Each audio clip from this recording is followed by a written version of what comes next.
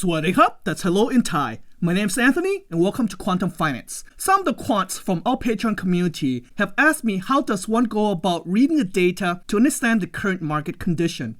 It's a very good question and one that all investors need to know. So in this video, I will share with you some of the data that I've been looking at over the weekend and what it is telling us what is about to happen. In particular, I will share with you the S&P 500 chart, the Schiller PE ratio, the S&P 500 price action relative to its trade volumes, and provide you my top 3 reasons of what it all means. Also, is the S&P 500 being manipulated? Just knowing the basics will help you minimize trading traps or mistakes and make lots of mullahs. All I ask for in return is that you help us grow this channel by liking and sharing the video.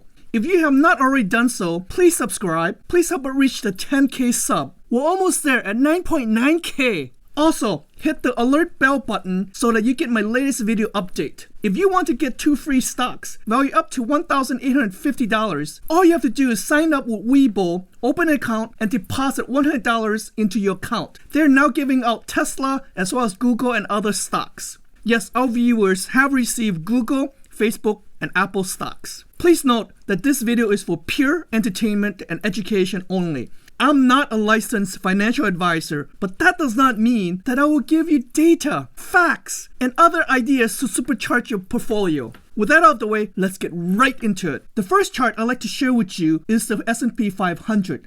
Note that 94.05% of the S&P 500 stocks are above their 200 DMA or moving average. It means that the S&P 500 index is very bullish, maybe too bullish.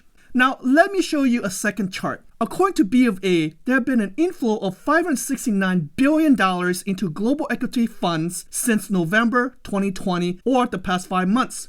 This is compared to $452 billion during the past 12 years. This is going back all the way to the beginning of 2009 to 2020 bull market.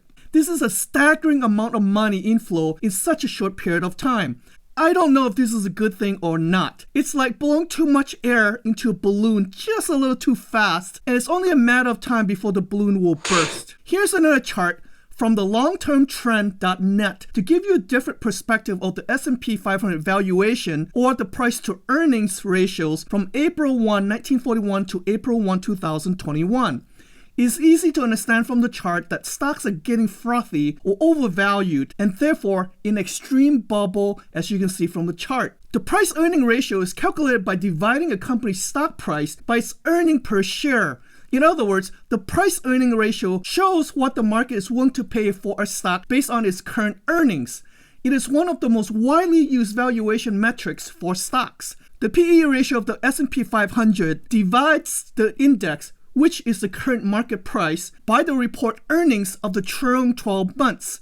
In 2009, when earnings fell close to zero, the ratio got out of whack. Basically, you can't divide by zero. A solution to this phenomena is to divide the price by the average inflation adjusted earnings of the previous 10 years.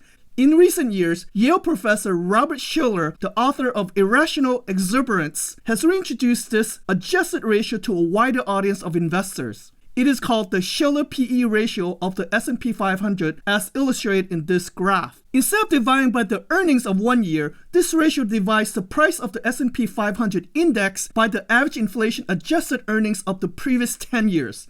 The ratio is also known as the Cyclical Adjusted PE ratio or CAPE or CAPE ratio, otherwise known as the Schiller PE ratio or the PE10. Note on the graph, where the Schiller PE ratio peaked on March 2020, this is when the bubble burst, or otherwise known as the dot-com crash, which lasted from March 2000 to October 2004.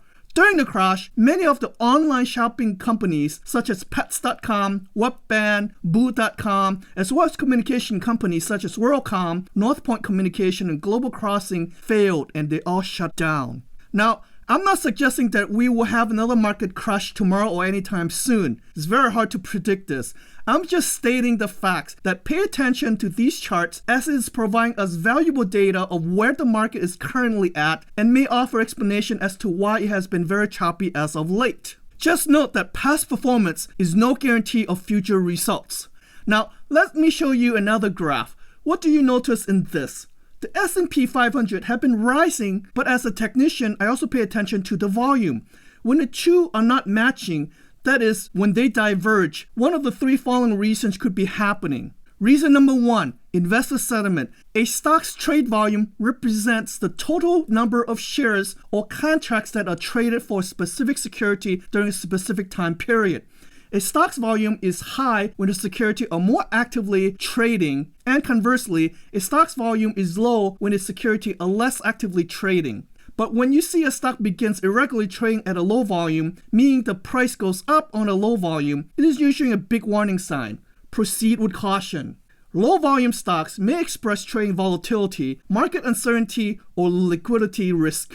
Thus, as volume decreases, any price fluctuation that occur may be less predictable than they were in times of higher volumes. Take for instance NIO. I've talked about this in my prior video. NIO price is rising but the volume is decreasing. This tells us that there's potentially more volatility ahead, so tread carefully on NIO. Makes sense, right? If a stock is rising, investors are buying. If it's falling, investors are eager to sell. But for a move to be valid, the stock price action must be confirmed by volume. There's a saying that, quote, volume goes with the trend, unquote. Volume shows how much conviction investors have in a trend. When you multiply the number of shares traded by the current stock price, you get a total dollar amount that investors are willing to put at risk. Low volume means few investors are putting only a little money at risk, and therefore you cannot trust such price moves, as they are fickle and can easily reverse or volatile. Reason number 2 is that investors' indecision or uncertainty of the market. When things are unclear, many investors tend to stay out on the sideline and stop trading, so the volume dries up. Because of this, traders can push prices up or down more easily in slow market. This is where you have to be even more cautious. I know, I have been guilty in my early years of trading and investing to jump in stocks with low volume prematurely, thinking that I can catch a next big uptrend early on, but instead the momentum didn't catch on and the stock just kept dipping lower and lower and lower. Which leads us to the next reason, market manipulation. It is easy for large institutions to manipulate a stock when its volume is low. All a manipulator needs to do is execute a few carefully timed trades to create the illusion that a stock is moving so that he can get others to buy or sell. The goal is to raise the price if he wants to sell and to lower the price if he wants to buy. If you're suckered into by such move, your position can quickly turn into a loss as the stock you just bought suddenly reverse course on the increased volume. Has this ever happened to you? I know it has happened to me many times, especially in my early years. Now let me show you the S&P 500 chart on Friday. Note that it spiked toward the end of the day. This can't just happen to retail investors jumping in the market. Could this possibly be a coordinated manipulation by big institutions? Let's face it, it takes a lot of money to move the S&P 500 index like this. Let me know what you think about this. Is the market being manipulated? Is the S&P 500 being manipulated by big institutions? Word of caution, especially to new investors. When you see a stock that normally trade in high volume and then it starts to trade on low volume, there's a risk in buying these stocks. The risk of trading a low volume stock, besides the 3 reasons mentioned above, is that behind each stock, there is a professional trader or market maker who will try to profit from your order by moving the price away from you, so you end up overpaying when you buy or getting less when you sell. This is why when I provide my technical analysis on my videos, I always mention how the stock price closed relative to the trading volume. So I hope this is making more sense to you now. I will be making another video that follow up to this video specifically on how to use the stock price and volume chart to make a profitable trade. So there you have it. If you like these type of technical analysis along with stock picks with suggested entry and exit point, be sure to check out our patrons by clicking on the link in the description below or in my comment section. Wish everyone much success, and let's go make lots similars!